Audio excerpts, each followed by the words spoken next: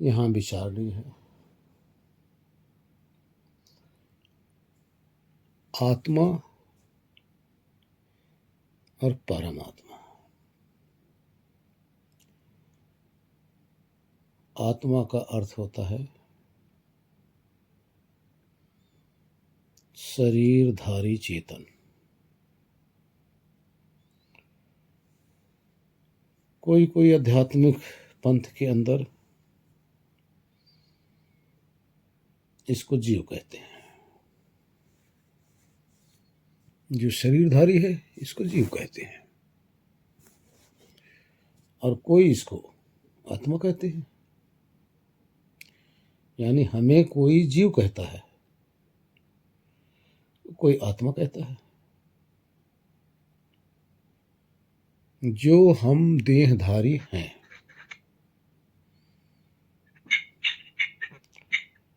लेकिन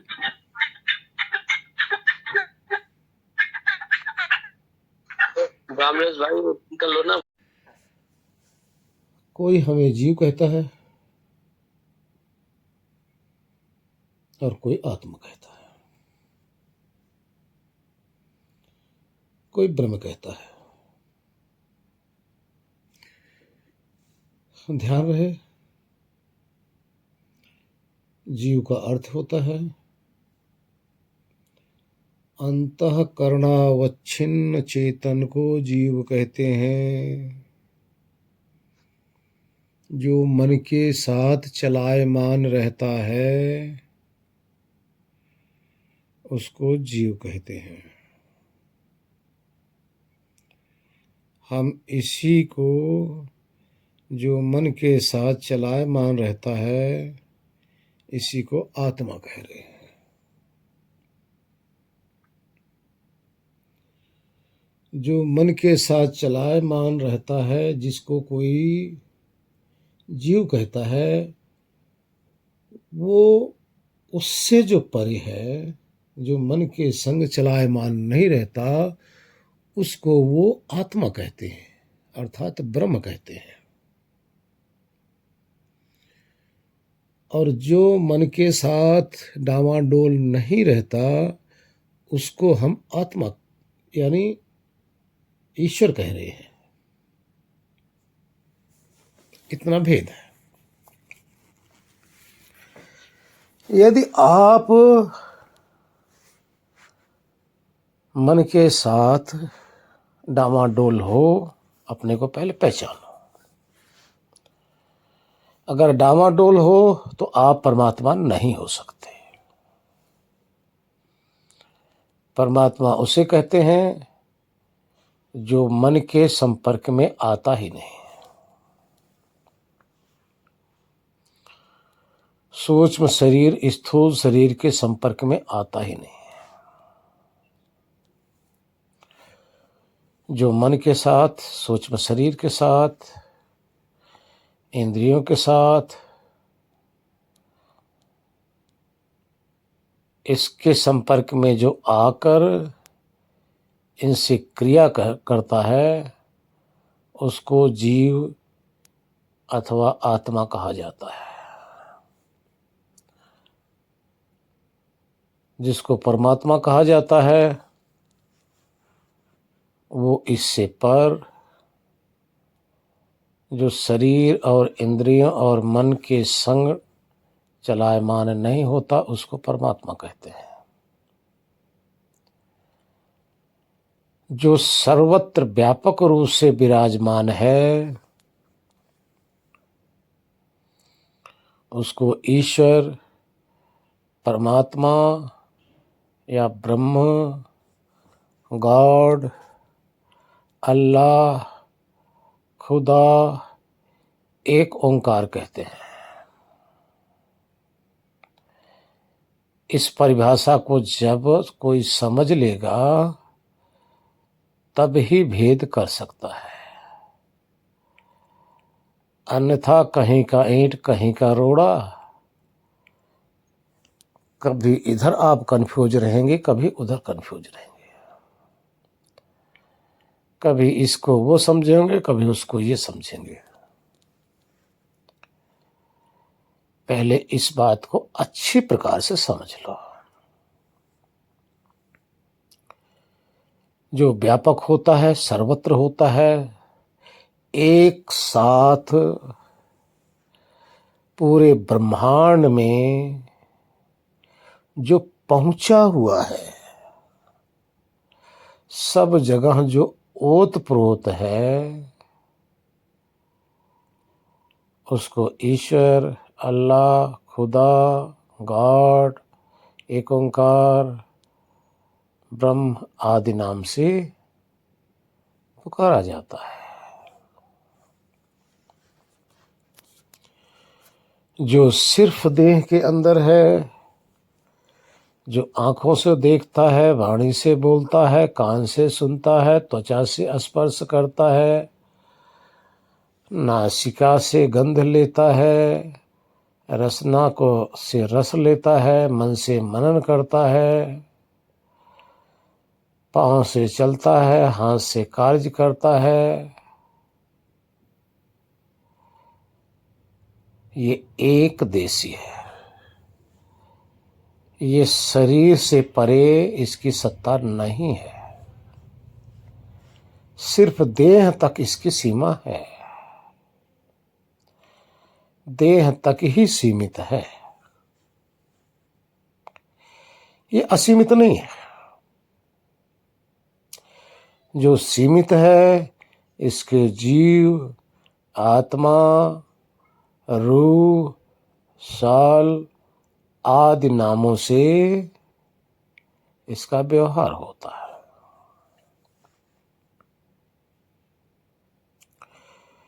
जो असीम है, जिसकी कोई सीमा है ही नहीं,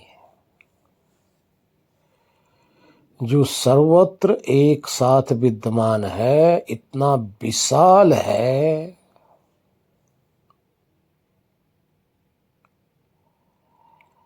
उसको व्यापक कहते हैं। वो असीम है, यानी उसकी सीमा कोई नाप नहीं सकता। असीम को ईश्वर आदि नाम से पुकारा जाता है। आपको न तो अल्लाह कहा जाएगा, ना गॉड कहा जाएगा, ना ही ईश्वर कहा जाएगा, ना ही आपको ओम कहा जाएगा, ना ही आपको ओंकार कहा जाएगा। आपकी क्षमता कहाँ तक बढ़ सकती है? अज्ञानी से लेकर ज्ञानी तक आपकी क्षमता जा सकती है, पहुंच सकती है। बहुत ज्ञानी हो जाएंगे, तत्वदर्शी हो जाएंगे, ऋषि हो जाएंगे, ब्रह्म ऋषि हो जाएंगे, मुनि हो जाएंगे, योगी हो जाएंगे।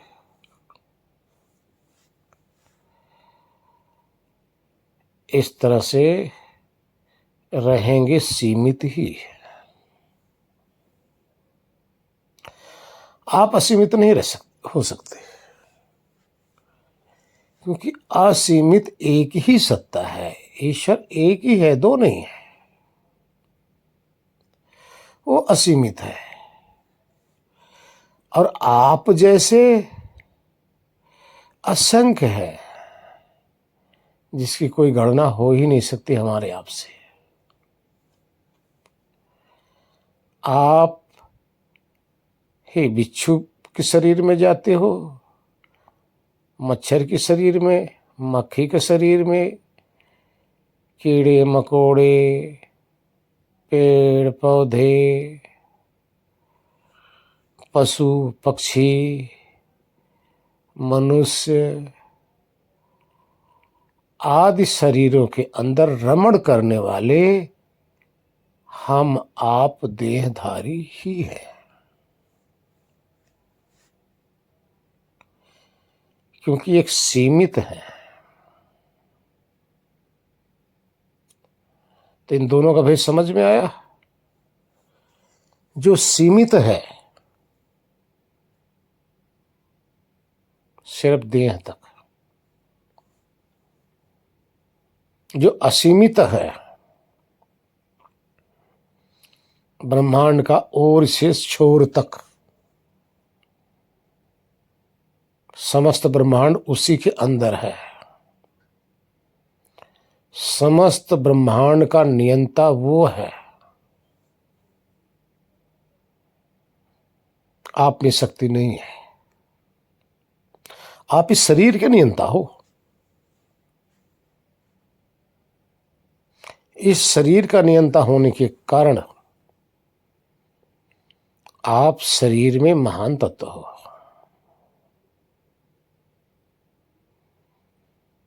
लेकिन पूरे ब्रह्मांड का नियंता होने के कारण से ईश्वर भी एक महान तत्व है। जैसे आप अपने शरीर के विषय में, आपके आसपास में जो प्राणी पदार्थ होते हैं उनके विषय में जैसे आप जानते हो, इसी प्रकार से जो पूरे ब्रह्मांड में व्यापक सत्ता ईश्वर है,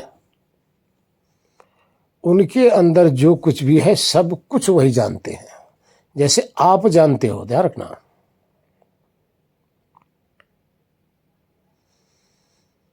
आपका ज्ञान आपकी शरीर, आपके सानिध्य में जो आता है यहां तक सीमित है। उनका ज्ञान पूरे ब्रह्मांड तक सीमित है। इसलिए दोनों का भेद हो सकता है, समझ लिया। अब आपका प्रश्न दूसरा था कि जो देख रहा है, जो जान रहा है, उसी को जानकर उसी में जानने वाले में ठहर जाना, क्या यही अंतिम ध्येय है या कुछ और है? इस पर विचार करो। पहले तो आप चलिए, क्या क्या जानते हो? आंख खोलते हो तो आंख के सामने जो रूप है इसको आप जानते हो।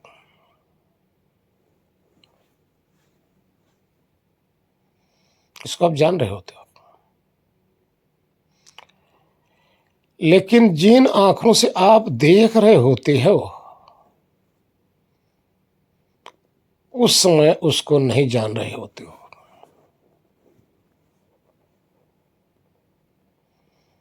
क्योंकि उसकी समझ नहीं है। लेकिन उसके द्वारा आप जान रहे होते हो।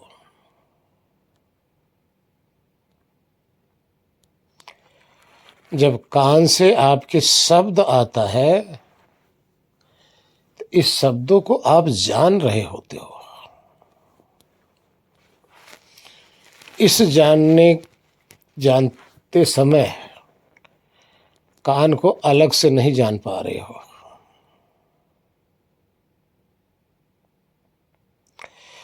इसी तरह से रसना से जब आप रस ले रहे होते हो तो रस को आप जान रहे होते हो।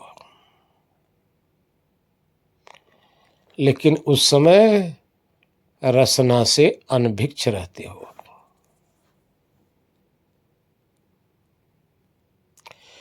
जिस समय आप नासिका से गंध ले रहे होते हो उस समय गंध को आप जान रहे होते हो। लेकिन जनाने वाले साधन से उस समय अनभिक्ष रहते हो। इसी तरह से जब त्वचा से आप स्पर्श कर रहे होते हो तब स्पर्श विषय को जान रहे होते हो। एक तो आप ही जानते हो,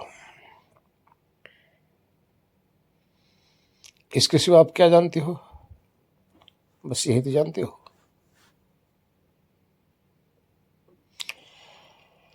इसके बाद जब आपकी इंद्रियां बाहर की बंद होती हैं तो मन में जब विचार चल रहा होता है तो इसको आप जान रहे होते हो।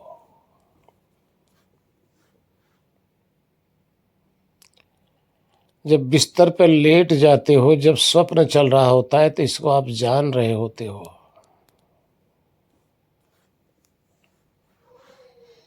एक तो ज्ञाता ये हो गया, एक बाहर का ज्ञाता, एक ही अंदर का ज्ञाता हो गया।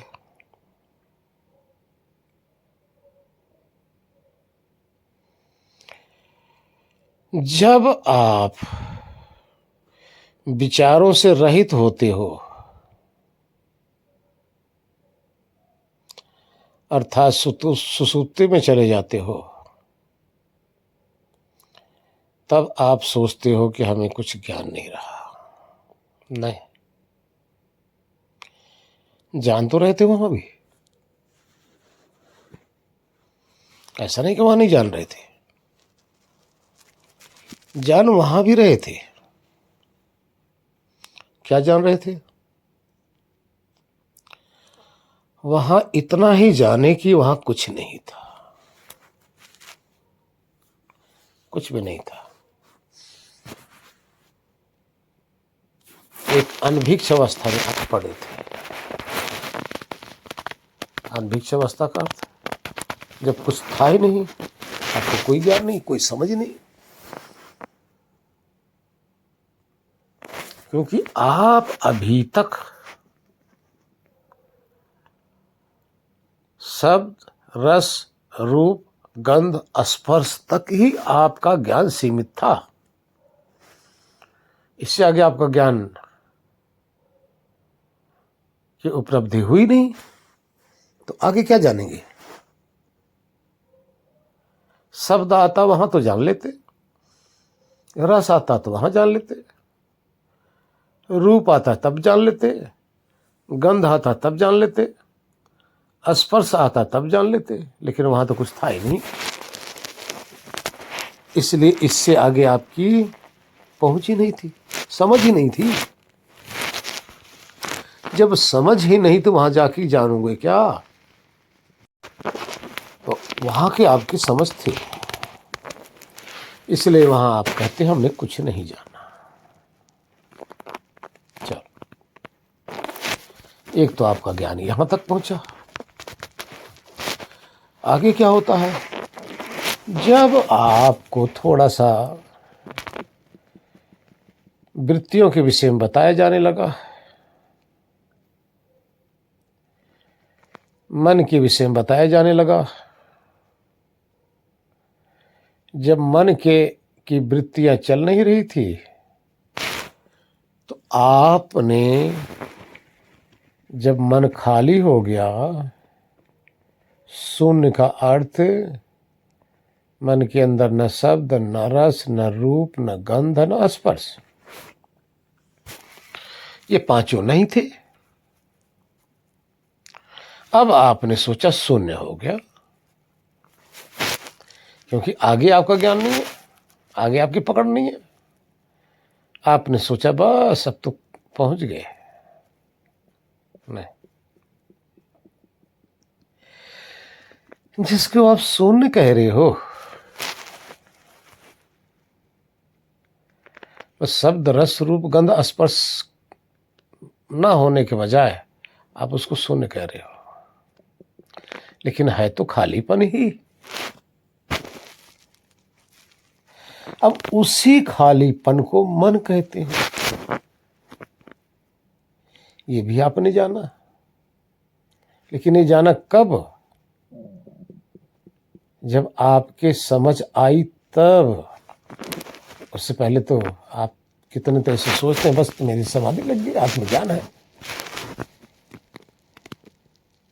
कितने उसी खालीपन को सोचते हैं, बस मैं तो ईश्वर हो गया, मैं तो ब्रह्म ही हो गया, बस खाली खाली। उस खाली को ही सब कुछ समझे बैठे हैं और अपने आप को क्या मान लिए? मैं तो हो गया ब्रह्मा।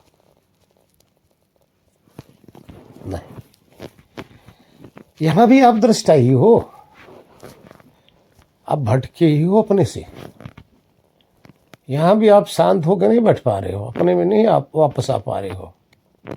यहाँ भी आप बाहरी घूर रहे हो, जिसको घूर रहे हो वो शून्य है ना, और वही मन है। आगे आइए, यहां तक आपने जाना। उसके बाद में अब ये जो शून्य जो आपको दिखाई दे रहा है, जो खाली खाली दिखाई दे रहा है, कब तक इसमें बैठोगे? यदि कुछ समय तक इसी का दृष्टा बने रहोगे, इसी को देखते रहोगे, तो वृत्तियां न होने के कारण से शब्द रस रूप गंध स्पर्श रूपी वृत्तियां जब नहीं चल रही होती हैं, तो आप वहां से उदासीन हो जाओगे। उदासीन होते ही अब क्या होगा? आपकी आंखें बंद।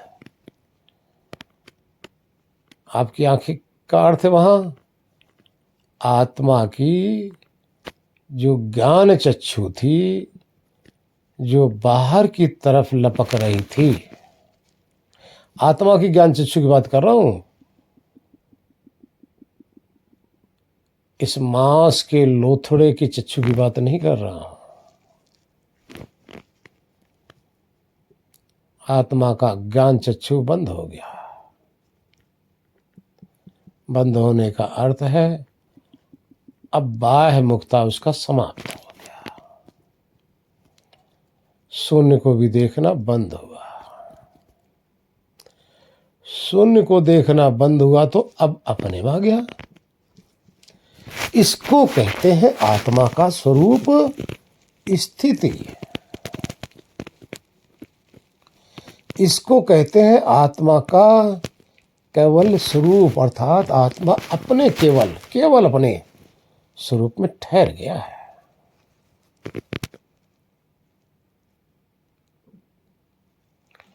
अब इसको न तो बाहर का कुछ दिखाई देगा, न सुनाई देगा, न शून्य देखेगा, न विचार देखेगा, न बाहर का शब्द रस रूप गंध को देखेगा। ये है आत्मा के स्वरूप स्थिति। अब जब इसी स्थिति में जब ये ठहरा रहेगा, तब इसको क्या होगा? तब ये केवल सिर्फ अपने भाव में निमग्न रहेगा, अपने आत्म भाव भावना में तृप्त रहेगा। अब यहां इसको कहेंगे आत्मज्ञान।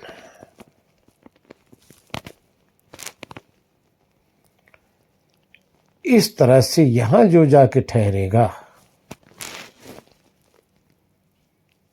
उसको कहते हैं आत्मज्ञानी। अब ध्यान देखो,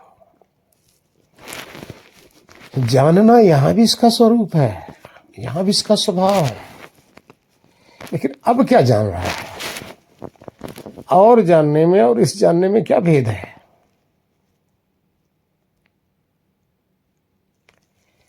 यहां सिर्फ अपने को जान रहा है। अपने को कैसे जाना, क्यों जाना? इसलिए जाना कि अब इसके समक्ष, इसके आसपास, इसके आगे पीछे कुछ है ही नहीं दूसरा, किसको जाने? तो असहाय हो गया, तो मजबूर हो गया,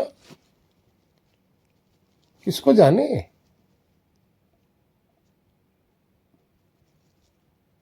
जैसे आपको एक बोरे के अंदर बांध दिया जाए तो आप वह किसको जानोगे?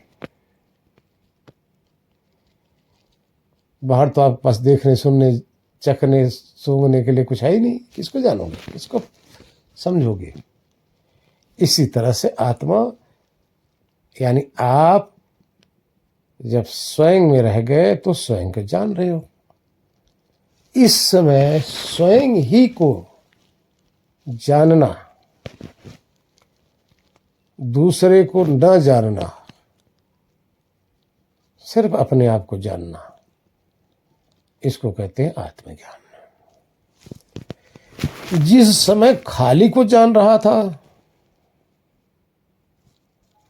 उसको कहते हैं मन को जानना। जब मन के विचारों को जान रहा था तो उसको यही कहेंगे विचारों को देख रहा था या स्वप्न को देख रहा था। जब आंखों से बाहर को झांक रहा था तब उसको कहते हैं रूप को देख रहा था। कानों से शब्द को सुन रहा था तब कहते हैं आवाज को सुन रहा था। बाहर के रस को ले रहा था, बाहर के गंध को जान रहा था, स्पर्श को जान रहा था। यहां किसी में कहा गया कि आत्मा अपने आप को जान रहा था,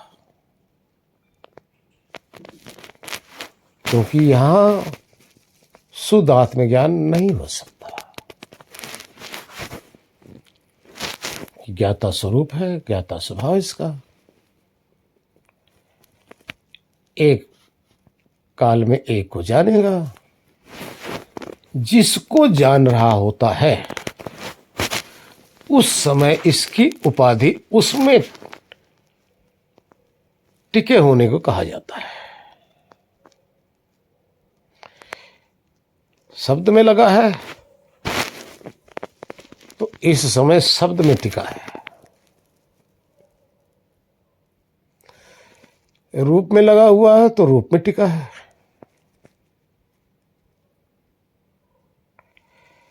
इसी तरह से बाकी सारा जितना भी जानना है आत्मा का यानी आप का, दूसरे को जानना है।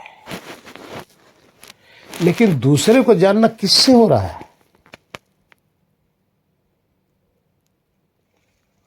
किससे जानना हो रहा है? आप ही से तो जानना हो रहा है, दूसरा तो कोई जान नहीं रहा।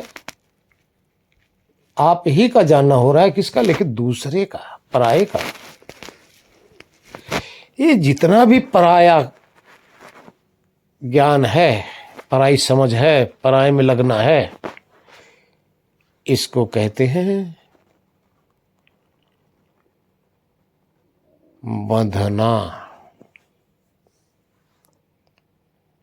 अपने से हटकर दूसरे के अंदर कूद पड़ना, यानी दूसरे के घर में झांकना। विचार करो, आपकी आदत है कि नहीं है? कब तक झांकोगे दूसरे घर में? दुख ही दुख पाओगे। झांकोगे, मैं झांक तो लो,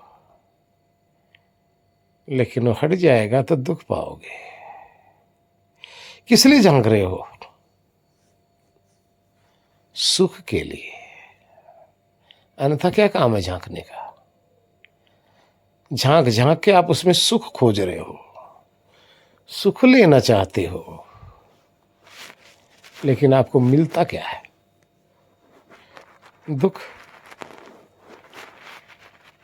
इसी तरह से ये बाहर से हम दुख इकट्ठा करते हैं सुख की लालच में।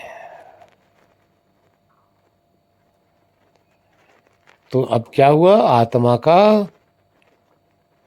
दूसरे में लगे होने को क्या कहते हैं? द्वैत में। और द्वैत में ही द्वंद्व है। आ गया ये।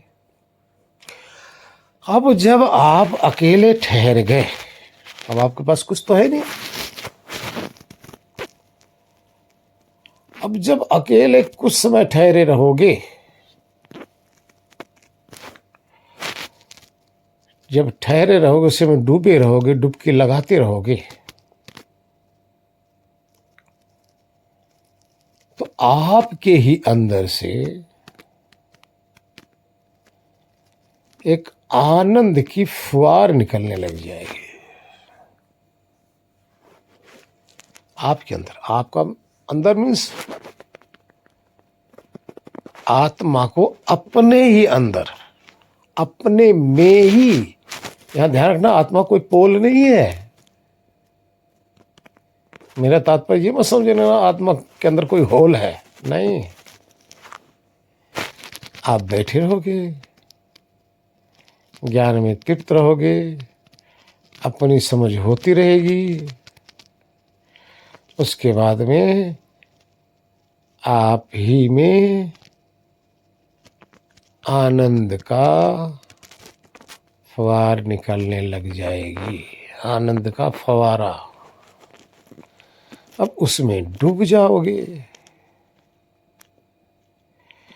अपने में बैठे थे तो कैवल्य स्वरूप था, मुक्ति थी आपकी, सबसे छूटे हुए थे,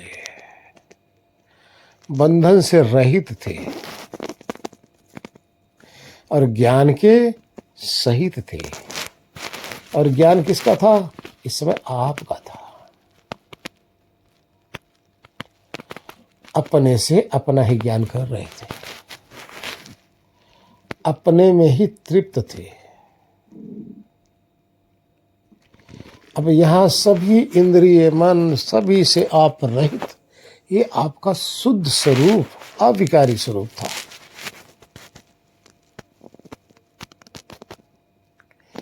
जिसका जन्म नहीं होता, जिसकी मृत्यु नहीं होता, अति सूक्ष्म अति सूक्ष्म, ये आपका स्वरूप था। जब आपके अंदर आनंद का फवारा आने लगा, अब आप जिस व्यापक स्वरूप के अंदर स्थिर हो, यानी आत्मा का भी अधिष्ठान परमात्मा है, ईश्वर है।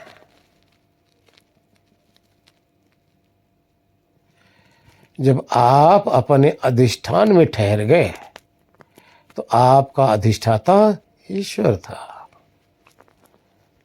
अब उसके आनंद में आप निमग्न हो जाओगे।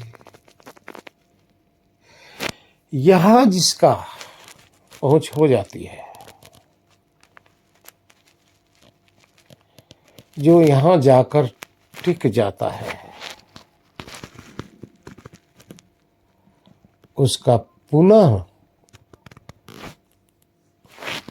इस शरीर के संग संबंध का कारण नहीं रह जाता।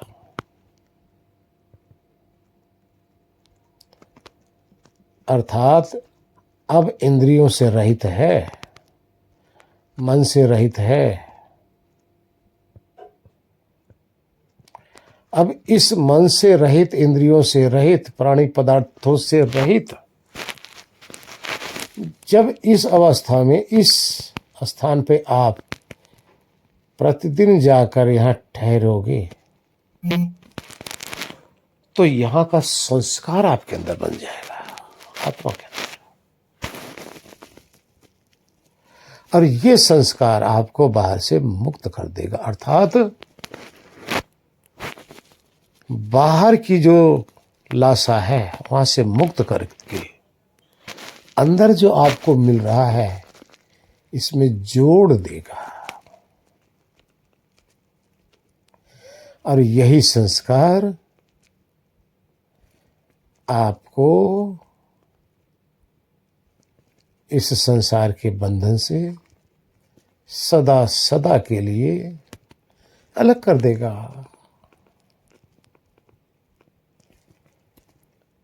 तो जब आनंद में निमग्न थे, ये मोक्ष दशा है।